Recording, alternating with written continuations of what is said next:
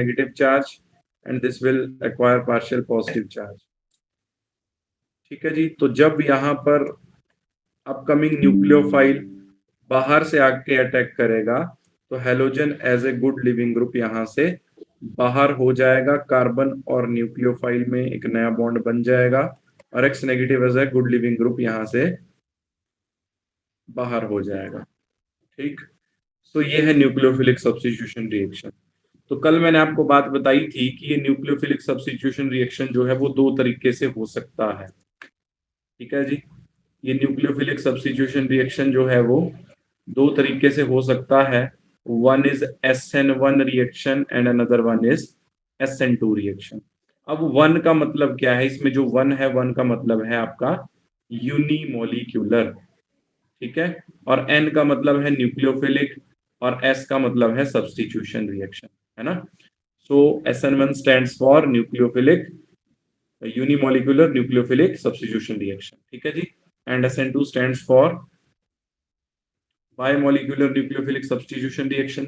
अब अगर ये यूनिमोलिक्यूलर रिएक्शन है तो इस रिएक्शन का जो रेट है वो केवल और केवल एक चीज की कंसंट्रेशन के ऊपर डिपेंड करता है, that is on the concentration of alkyl halide only.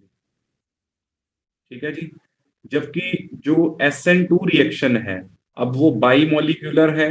बाईमोलिक्यूलर का मतलब ये हुआ कि जो रेट है SN2 रिएक्शन का वो दो चीजों के ऊपर डिपेंड करेगा, first on the concentration of alkyl halide and on the concentration of nucleophile. ये जो स्क्वायर ब्रैकेट मैंने लगाई है इसका मतलब होता है मोलर कंसंट्रेशन। मोलर कंसंट्रेशन को मैं स्क्वायर ब्रैकेट में लिखता हूं। ठीक है जी बात। अब अगर ये SN1 रिएक्शन है और इसका रेट जो है वो केवल और केवल एक चीज की कंसंट्रेशन के ऊपर डिपेंड कर रहा है, that is only on the concentration of alkyl halide, तो ये जो है वो फर्स्ट ऑर्डर रिएक्शन को या फर्स्ट ऑर्डर काइनेटिक्स को फॉलो करता है। SN2 में जो रेट है वो दो चीजों पे डिपेंड कर रहा है जी, so it follows second order reaction या सेकंड ऑर्डर काइनेटिक्स। क्या आपको ये बात क्लियर है? ये जस्ट मैं आपका रिफ्रेश करवा रहा हूं, वैसे मैं ये कल सब कुछ करवा चुका हूं। ठीक है, ओके। अब देखो, मैंने आपको SN1 में एक और बात बताई थी कि जो SN1 रिएक्शन होता है, SN1 reaction is a two step reaction. ठीक है जी। फर्स्ट स्टेप में क्या होता है, फॉर्मेशन ऑफ इंटरमीडिएट। ठीक है जी, फॉर्मेशन ऑफ इंटरमीडिएट। क्या इंटरमीडिएट इसमें देखने को मिलता है? इसमें जो इंटरमीडिएट देखने को मिलता है दैट इज कार्बोकैटायन। ठीक है, और जो फर्स्ट स्टेप होता है वो स्लो स्टेप होता है और आरडीएस स्टेप होता है। What is RDS step? Rate determining step. ठीक है, तो फॉर्मेशन ऑफ कार्बोकैटायन जो है वो SN1 में आरडीएस स्टेप होता है। और सेकंड स्टेप में क्या होता है SN1 में कि जो इंटरमीडिएट बनता है उस इंटरमीडिएट पे, कार्बोकैटायन इंटरमीडिएट पे, अब आपको एक बात पता है कि SN1 में जो इंटरमीडिएट बना that is carbocation intermediate, carbocation is planar. अगर कोई चीज प्लेनर है तो इट मींस कि उसके ऊपर दो तरह से अटैक हो सकता है, front side attack as well as back side attack. कल मैंने ही आपको सारी चीजें एक्सप्लेन करके बताई थी जी। ये देखो, this is your nucleophile and this is your carbocation. तो देखो, ये कार्बोकैटायन वाला कार्बन है, ये कार्बोकैटायन के पास क्या है, एमटीपी ऑर्बिटल है। अब ये जो आपका अपकमिंग न्यूक्लियोफाइल है ये फ्रंट साइड से भी अटैक कर सकता है और ये बैक साइड से भी अटैक कर सकता है। This is front side attack. तो जब फ्रंट साइड अटैक होगा तो कॉन्फ़िगरेशन में क्या देखने को मिलेगी, रिटेंशन। और जब बैक साइड अटैक होगा तो कॉन्फ़िगरेशन में क्या देखने को मिलेगी, इन्वर्जन। तो इसलिए SN1 में क्या देखने को मिलता है, 50% रिटेंशन और 50% इन्वर्जन हमें देखने को मिलती है। 50% इन्वर्जन, 50% रिटेंशन। इसको हम क्या बोलते हैं, इसको हम बोलते हैं रेसिमाइजेशन। ठीक है जी। क्या इतनी बात क्लियर है सबको? Yes sir. ओके। अब देखो, मैंने आपको SN2 के बारे में भी बताया था कि जो हमारा SN2 रिएक्शन है वो सिंगल स्टेप रिएक्शन है। अब उसमें क्या होता है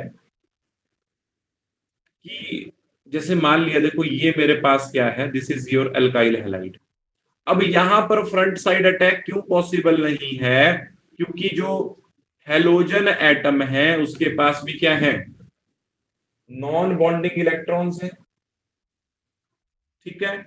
और आपका जो अपकमिंग न्यूक्लियोफाइल है उसके पास भी क्या है, इलेक्ट्रॉन पेयर है। ठीक है।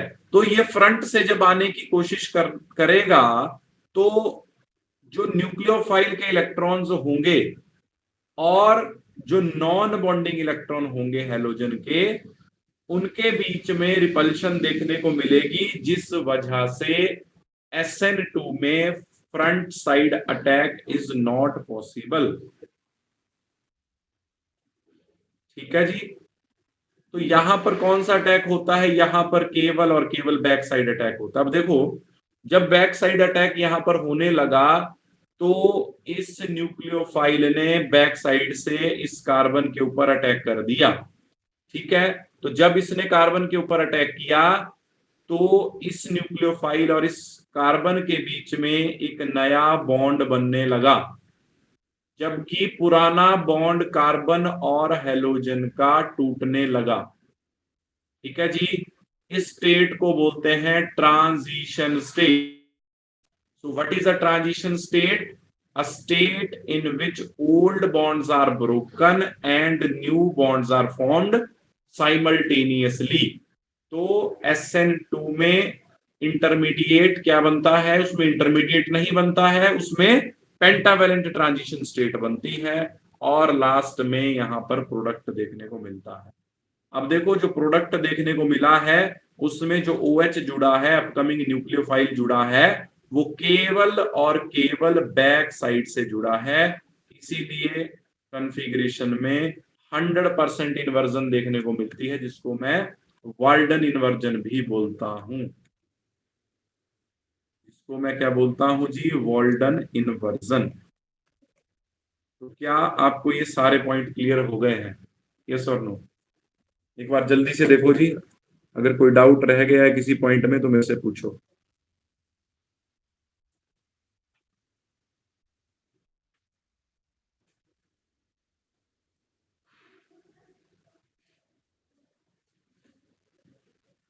प्लीज जल्दी से देखो जिसको, अगर कोई डाउट किसी को किसी पॉइंट में बचता है तो प्लीज मुझसे पूछो जल्दी से, नहीं तो आगे चलते हैं, फिर अगला टॉपिक करते हैं।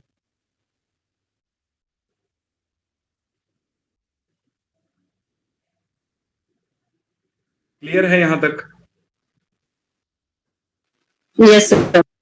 यस। ओके, आगे चलते हैं फिर।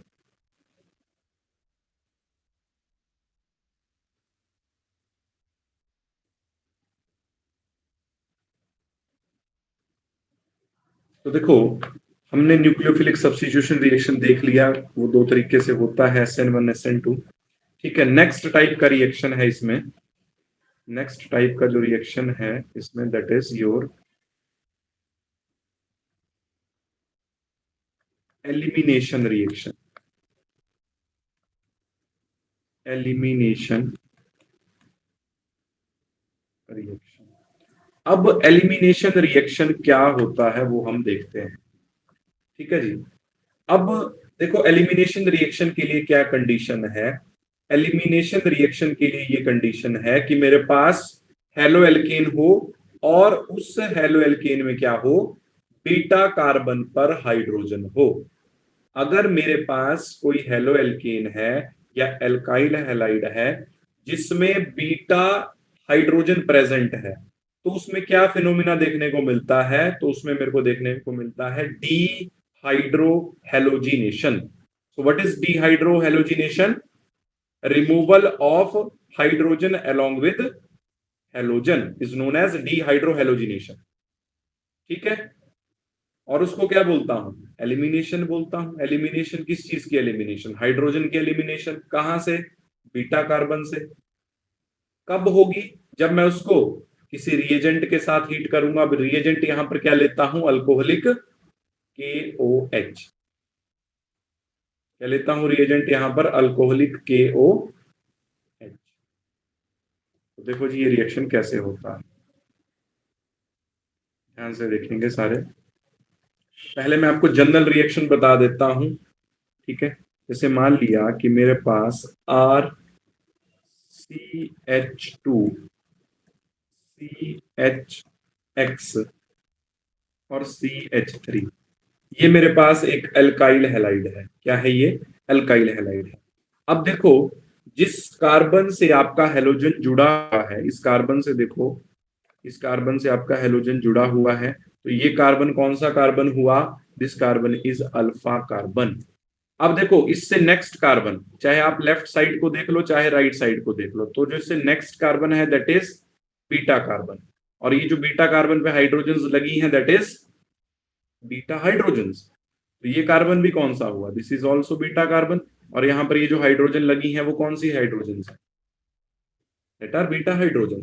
तो जब मैं इसको क्या करूंगा, अल्कोहलिक KOH में क्या कर दूंगा, हीट कर दूंगा, तो यहां पर मेरे को क्या देखने को मिलेगी, बीटा एलिमिनेशन देखने को मिलेगी। बीटा एलिमिनेशन का मतलब बीटा कार्बन से हाइड्रोजन का elimination is known as beta elimination.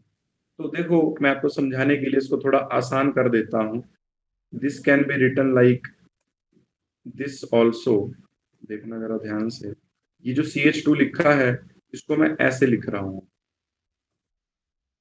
इस तरीके से, ठीक है। और यहां पर ये जो CH3 है इसको मैं आपको समझाने के लिए ऐसे लिख रहा हूं, क्योंकि ये भी बीटा कार्बन है और ये भी बीटा कार्बन है। और यहां पर ये जो हाइड्रोजन्स दिख रही हैं वो कौन सी हाइड्रोजन्स हैं, बीटा हाइड्रोजन। तो यहां पर देखो दो प्रोडक्ट बन सकते हैं, यस और नो। एक बार, एक बार मैं HX यहां से निकाल सकता हूं, तब एक प्रोडक्ट बन जाएगा, ठीक है। दूसरी बार HX यहां से निकाल सकता हूं तो दूसरा प्रोडक्ट बन जाएगा। तो देखो मैं आपको बताता हूं कि प्रोडक्ट कैसे बनेंगे। फर्स्ट प्रोडक्ट क्या बन जाएगा, यहां पर RCH डबल बॉन्ड CH3। एक प्रोडक्ट ये बन गया। देखो अगर मैं नंबरिंग भी दे दूं आपको समझाने के लिए, तो 1 2 3 एंड 4। देखो दूसरा कार्बन तो हमारे पास अल्फा कार्बन है। बीटा कार्बन कौन कौन से हैं, तीसरा और पहला, ठीक है। तीसरा और पहला है ना। तो एक बार मैंने क्या किया कि सेकंड कार्बन से हेलोजन और थर्ड कार्बन से हाइड्रोजन की एलिमिनेशन करवाई। तो डबल बॉन्ड कहां बनेगा, सेकंड और थर्ड कार्बन के बीच में बनेगा कि नहीं बनेगा, यस और नो। Yes, sir. ठीक है। दूसरी पॉसिबिलिटी क्या है कि मैं बीटा हाइड्रोजन फर्स्ट कार्बन से निकालूं, हेलोजन तो फिक्स है कहां से निकलेगा। तो मेरे पास क्या देखने को मिलेगा, तो मेरे पास देखने को मिलेगा RCH2CH डबल बॉन्ड CH2।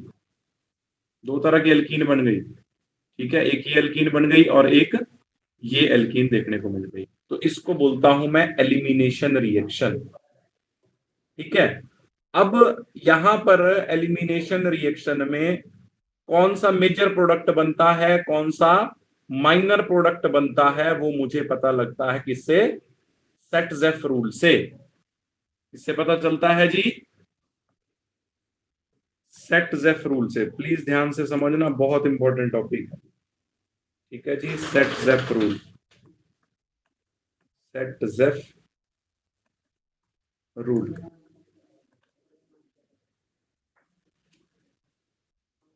तो सेट-जेफ रूल में क्या होता है जी, अगर आप ध्यान से देखेंगे तो मैंने एक एल्काइल हैलाइड लिया, मैंने एक एल्काइल हैलाइड लिया, this is your alkyl halide, ठीक है, नाम क्या है इसका जी? 1 2 3 4, दिस इज 2 ब्रोमो ब्यूटेन। अब आप दो प्रोडक्ट बना सकते हो, यहां से बना सकते हो या नहीं? यस और नो? ऊपर जनरल रिएक्शन सिखाया भी, क्या आप इससे दो प्रोडक्ट बना सकते हो? बनाओ जिससे दो प्रोडक्ट, फिर मैं आपको बताता हूं कौन सा मेजर प्रोडक्ट होगा, कौन सा माइनर प्रोडक्ट होगा। देखो ना, ये कार्बन आ गया आपके पास, कौन सा कार्बन जिसके साथ हेलोजन जुड़ी हुई है वो कौन सा कार्बन होता है? This is your alpha carbon. और बीटा कार्बन, ये भी बीटा है और ये भी बीटा है, तो मेरे को बीटा हाइड्रोजन देखनी है। तो एक बार प्रोडक्ट बनेगा, पहले दूसरे के बीच में डबल बॉन्ड आएगा, एक बार प्रोडक्ट बनेगा दूसरे तीसरे के बीच में डबल बॉन्ड आएगा, तो दो तरह की एल्कीन बन जाएगी, है ना। एक एल्कीन बन जाएगी आपकी CH3 CH double bond CH ठीक है जी, नाम जिसका 2 ब्यूटीन। और दूसरी एल्कीन जो बनेगी आपके पास, वो बनेगी यहां पर CH2 double bond CH2CH3, this is 1 butene. सबको पता लग रहा है कि कैसे बनी? Yes please sir. रिप्लाई, सारे Yes, sir. सारे रिप्लाई करो जो क्लास में है। ठीक है, अब देखो, अब देखो सेट्जेफ रूल क्या बोलता है कि वो एल्कीन मेजर प्रोडक्ट होती है दैट इज मोर एल्काइलेटेड।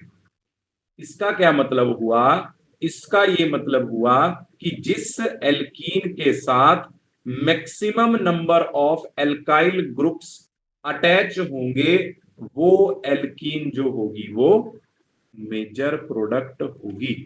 तो सबसे पहले हम यहां पर क्या देखते हैं जी? सबसे पहले देखते हैं कि एल्कीन वाले कार्बन कौन कौन से हैं। अगर आप ध्यान से देखोगे तो यहां पर ये बन रही है एल्कीन, ठीक है जी, दूसरे तीसरे कार्बन के बीच में एल्कीन बन रही है। ठीक है, यहां पर पहले और दूसरे कार्बन के बीच में एल्कीन बन रही है, सबको दिखाई दे रही है जी? अब Yes, sir. अगर आप ध्यान से देखोगे तो जो 2 ब्यूटीन है उसके साथ कितने अल्काइल ग्रुप जुड़े हुए हैं? कितने अल्काइल ग्रुप जुड़े हुए हैं इस एल्कीन के साथ? भाई आंसर तो दे दो। 2. टू जुड़े हुए हैं जी, बिल्कुल सही बात है। और यहां पर कितने जुड़े हुए हैं जी? ओनली 1।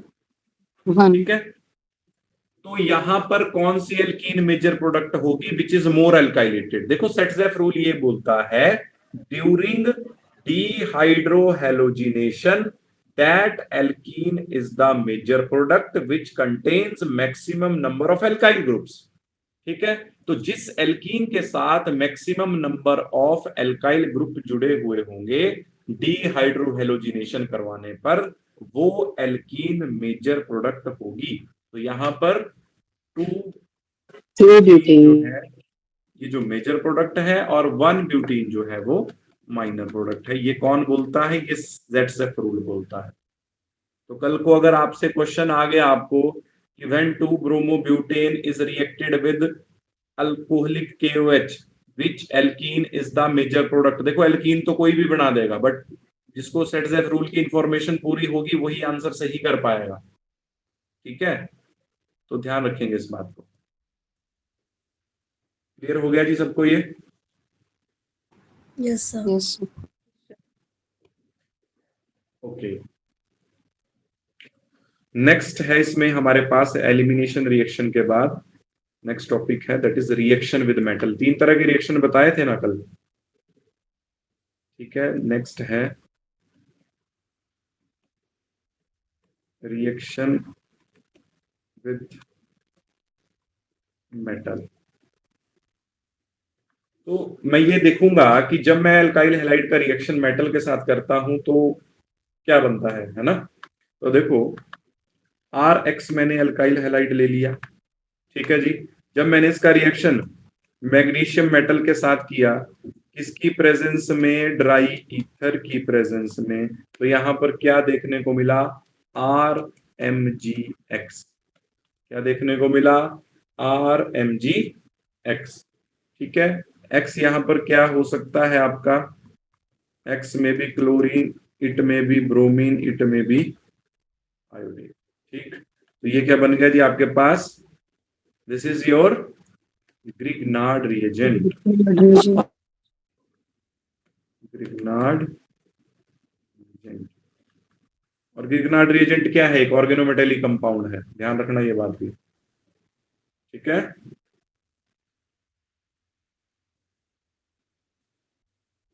क्लियर है आपको ये बात? ओके, और मेटल के साथ भी इसका रिएक्शन करवा के बताता हूं। मान लिया कि अल्काइल हैलाइड का रिएक्शन में लिथियम मेटल के साथ करता हूं। किसके साथ? लिथियम मेटल के साथ। किसकी प्रेजेंस में?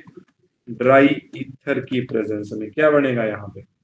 यहां पर बन जाएगा RLi प्लस LiX।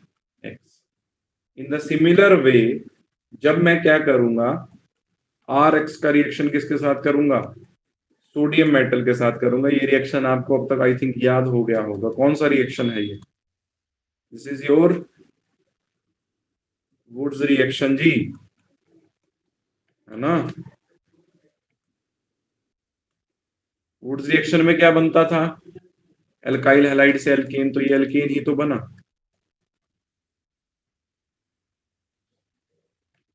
क्लियर है? Yes, sir.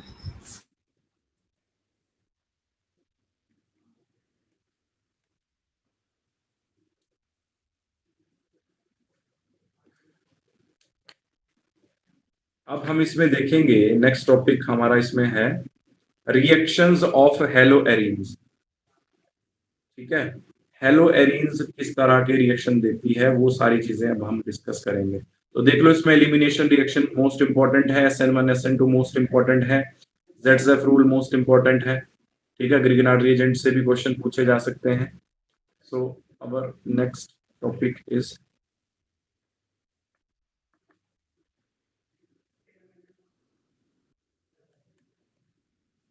reactions of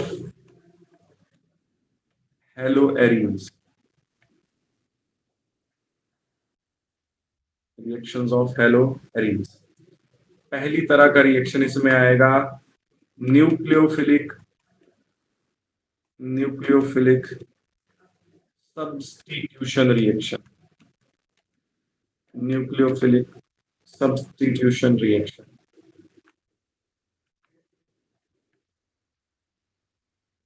ठीक है,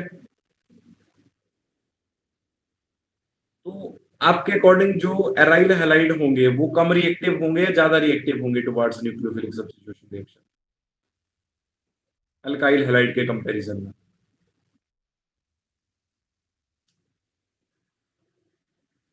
बताओ जी।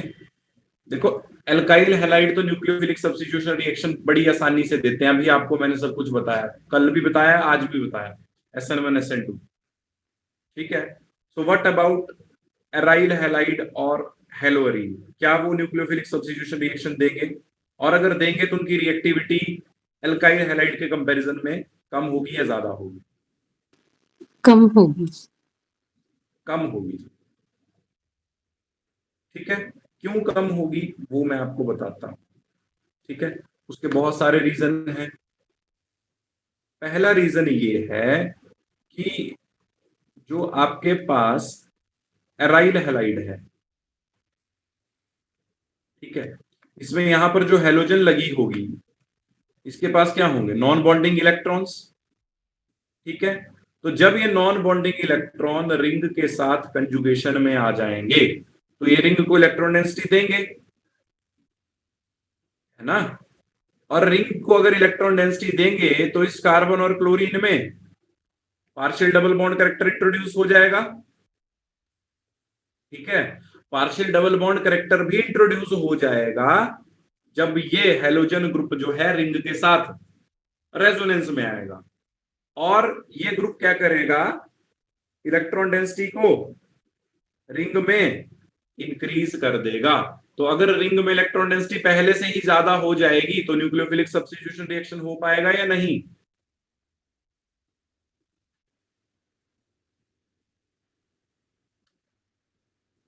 यस और नो आंसर दो जी।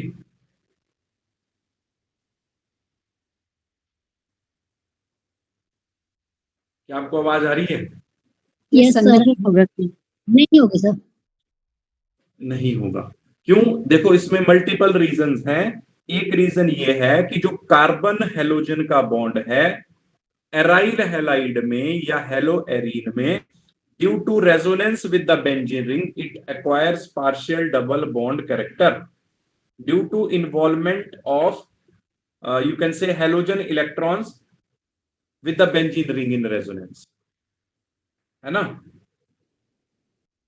ठीक है। दूसरी बात क्या है कि जो कार्बन हेलोजन का बॉन्ड है एराइल हैलाइड में वो लेस पोलर है as comparison to alkyl halide. क्यों? क्योंकि अगर आप ध्यान से देखोगे तो यहां पर कार्बन की हाइब्रिडाइजेशन क्या है? sp2 है। और वहां पर कौन सी थी एल्काइल हैलाइड में? sp3। तो sp3 में परसेंटेज एस कैरेक्टर कम था तो कार्बन की इलेक्ट्रोनेगेटिविटी भी कम थी, जिस वजह से हेलोजन जो था वो उसके इलेक्ट्रॉन पेयर को अच्छे से खींच रहा था, जिस वजह से कार्बन इलेक्ट्रॉन डेफिशिएंट बन रहा था और उसके ऊपर न्यूक्लियोफाइल का अटैक हो रहा था। ठीक। यहां पर क्या है, हेलोएरीन या एराइल हैलाइड के केस में कार्बन इज sp2 हाइब्रिडाइज्ड। अब आपको अच्छे से पता है कि sp2 और sp3 में परसेंटेज एस कैरेक्टर कहां ज्यादा होता है? देखो sp3 में कितना होता है? 25%। और sp2 में कितना होता है? 33.33%। तो बोलने का मतलब ये हुआ, दूसरा रीजन ये है कि जो कार्बन हेलोजन का बॉन्ड है एराइल हैलाइड में उसमें लेस पोलैरिटी है। क्यों? क्योंकि उसमें जो कार्बन है वो sp2 हाइब्रिडाइज्ड है। अब sp2 हाइब्रिडाइज्ड होने से क्या होगा? जब वो sp2 हाइब्रिडाइज्ड होगा तो वहां पर परसेंटेज एस कैरेक्टर 33.33% होगा। That is directly proportional to electronegativity. मतलब परसेंटेज एस कैरेक्टर sp3 के कंपैरिजन में यहां पर ज्यादा है तो इस कार्बन की इलेक्ट्रोनेगेटिविटी ज्यादा है। अब अगर कार्बन की इलेक्ट्रोनेगेटिविटी ज्यादा हो गई तो हेलोजन जो है वो शेयर्ड पेयर ऑफ इलेक्ट्रॉन को अपनी तरफ उतना ज्यादा नहीं खींच पाएगा। अगर नहीं खींच पाएगा तो ये कार्बन जो है आपका वो उतना ज्यादा इलेक्ट्रॉन डेफिशिएंट नहीं हो पाएगा, जिस वजह से इसके ऊपर न्यूक्लियोफाइल का अटैक करवाना मुश्किल है। हेंस हेलोएरीन और aryl halide do not give nucleophilic substitution reaction. क्या आपको ये बात क्लियर हुई या नहीं? मैंने सारी चीजें एक्सप्लेन कर दी जो भी। Yes sir, clear. तो देखो अगर आपसे कल को कंसेप्चुअल क्वेश्चन भी बनता है तब भी मैंने आपको सारी एक्सप्लेनेशन बता दी है। ठीक है जी। देखो याद कितनी सारी चीजें याद करोगे? बेटर है कि एक बार समझ लो। अगर एक बार समझ लिया तो फिर वो लाइफ लॉन्ग हो जाएगा। याद करेंगे तो फिर बार बार याद करते रह जाएंगे। तो इसीलिए टीचर्स जो थे जब हम स्कूल या कॉलेज में पढ़ते थे तो वो कंसेप्ट बिल्डिंग की बात करते थे, क्योंकि उनको पता है कि अगर साइंस में कंसेप्ट बिल्डिंग हो गई, अंडरस्टैंडिंग हो गई तो चीजें हमें ऑटोमेटिकली ही क्लियर हो जाएंगी। ठीक है जी बात।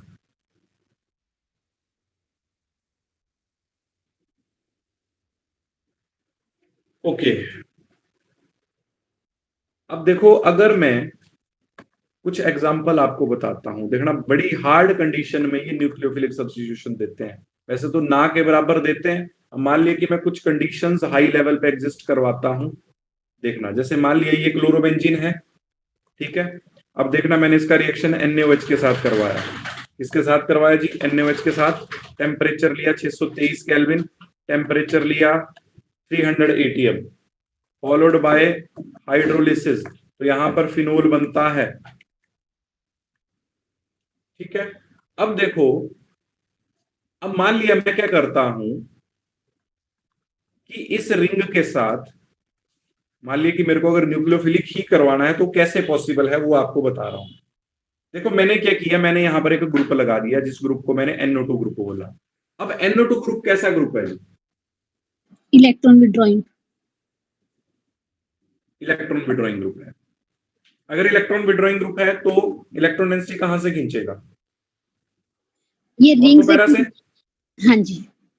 रिंग से खींचेगा, मतलब ऑर्थो और पैरा पोजीशन से खींचेगा। यस तो सर। अल्टीमेटली मैं यहां से ये बोल सकता हूं कि अगर मैं हेलो एरीन में या एराइल हैलाइड में कोई इलेक्ट्रॉन विड्रॉइंग ग्रुप लगाता हूं तो वो ऑर्थो और पैरा पोजीशन को क्या कर देगा? ओवर रिएक्ट कर देगा, मतलब उनकी रिएक्टिविटी को इंक्रीज कर देगा, क्योंकि वो रिंग से इलेक्ट्रॉन डेंसिटी खींचेगा। रिंग से इलेक्ट्रॉन डेंसिटी खींचने का मतलब कि वो ऑर्थो और पैरा से इलेक्ट्रॉन डेंसिटी खींचेगा। ठीक है। तो अब देखो ऐसी कंडीशन में क्या होगा। ऐसी कंडीशन में देखो यहां पर फिनोल बना। अब पहले टेम्परेचर कितना लेना पड़ रहा था? 623। अब देखो मैंने रिएक्शन अगेन NaOH के साथ करवाया तो मैंने देखा कि कंडीशंस लिटिल बिट माइल्ड हो गई। जहां पर पहले मुझे 623 केल्विन पे ये रिएक्शन करवाना पड़ रहा था, अब ये रिएक्शन 443 केल्विन पर होने लग गया जब मैंने एराइल हैलाइड के साथ एक इलेक्ट्रॉन विड्रॉइंग ग्रुप जोड़ दिया। बनेगा क्या प्रोडक्ट? तो आपको पता है कि Cl की जगह OH आ जाएगा और NO2 वैसे ही रहेगा। ठीक। एक इंपॉर्टेंट बात और, अब मान लिया कि मैंने इलेक्ट्रॉन विड्रॉइंग ग्रुप एक से ज्यादा लगा दिए, एक पैरा पे लगा दिया और एक ऑर्थो पे लगा दिया। ठीक है। तो अब जब मैंने इस रिएक्शन को करवा के देखा तो कंडीशंस और माइल्डर होती चली गई। जहां पर पहले 443 लेना पड़ रहा था, अब 368 केल्विन से ही वो काम होने लग गया। तो समझ गए जी इलेक्ट्रॉन विड्रॉइंग ग्रुप ने क्या काम कर दिया ऐसा? इलेक्ट्रॉन विड्रॉइंग ग्रुप ने रिंग से electron density, particularly ortho para position से इलेक्ट्रॉन डेंसिटी को खींच लिया और ऑर्थो पैरा पोजीशन को अगेन क्या बना दिया? डेफिशिएंट बना दिया। ठीक है, उनकी रिएक्टिविटी बढ़ गई। क्या आपको ये बात क्लियर हुई? यस और नो? यस अब सर। देखो अगर एक और ग्रुप लगा देता हूं, पहले 2 विड्रॉइंग लगाए, अब 3 विड्रॉइंग लगा रहा हूं, 2 ऑर्थो पे लगा रहा हूं और एक पैरा पे लगा रहा हूं। 2 ऑर्थो पे लगा दिए, एक पैरा पे लगा दिए, तो केवल और केवल वाटर के साथ वार्म करने पर ही ये Cl ग्रुप किसके साथ रिप्लेस हो जाएगा? OH से रिप्लेस हो जाएगा जी। तो देख लो यूनिटी में कितनी पावर होती है ना। तो 3 विड्रॉइंग लगाए तो ये काम बहुत ही आसान हो गया। तो क्या आपको ये सारी बातें क्लियर हुई या नहीं?